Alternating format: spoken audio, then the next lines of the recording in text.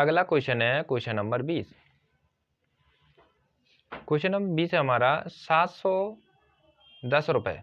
710 रुपये को ABC में इस प्रकार बांटना है कि A को B से 40 रुपये ज़्यादा और C को A से 40 रुपये ज़्यादा 30 रुपये ज़्यादा, तो बताइए ABC को कितने कितने रुपये मिलेंगे। तो दोस्तों यहाँ पर हमारा जो A है वो निर्भर किस पर है, यानी कि ये निर्भर B पर है। हमें मालूम है क्योंकि A को B से 40 रुपये ज़्यादा है, इसका मतलब है कि A निर्भर है B पर, यानी कि A की पहचान हमें B से मिलेगी। और C निर्भर है A पर क्योंकि C को A से 30 रुपये ज़्यादा है।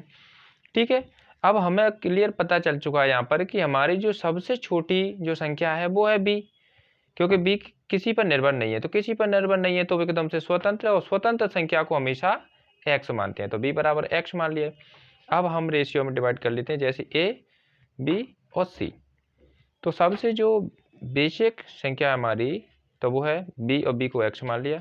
अब a b पर निर्भर था किस तरीके से, तो 40 ज़्यादा था, और c a से 30 ज़्यादा था। तो a कितना है, a प्लस 40, तो 30 ज़्यादा है, तो x प्लस 70 कौन सी हो गए। अब हम इन ए बी सी को सभी को ऐड कर लेंगे और 710 के बराबर रख देंगे। अब ए की value x plus 40 plus B की वैल्यू x और सी की वैल्यू x प्लस 70। ठीक है, अब इन सभी को हम ऐड कर लेंगे। तो ए बी सी को ऐड करते समय हमें 3 यानी कि 3x मिली है, तो 3x हो गए, और 40 और 70 110 बराबर 710 के है। तो 110 को 710 में से माइनस कर देंगे। ठीक है, तो 710 माइनस x, तब हमारा क्या बचेगा दोस्तों, माइनस के 110 भी अभी लिखना है, माइनस 110। अब 3x बराबर 600, तो x बराबर 3 से 600 को डिवाइड किया तो 200 आ गए, x बराबर 200। अब हम x का मान a b c के मान में पुट कर देंगे। ठीक है, जैसे a x प्लस 40 था तो x बराबर 200 है, तो टोटल मान 240 हो गया। और b, यहाँ पर b आएगा फ्रेंड्स, b बराबर x है और x बराबर पहले से ही 200 दिया है। c बराबर x प्लस 17 है और x का मान है 200, तो टोटल वैल्यू 270 होगी। अतः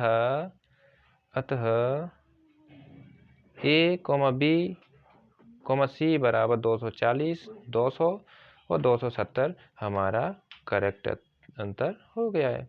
यानी कि ए बी सी को ए को 240 रुपये मिलेंगे, बी को 200 रुपये मिलेंगे और सी को 270 रुपये मिलेंगे। तो फ्रेंड्स वीडियो पसंद आए तो वीडियो को लाइक एंड सब्सक्राइब चैनल को कर दें।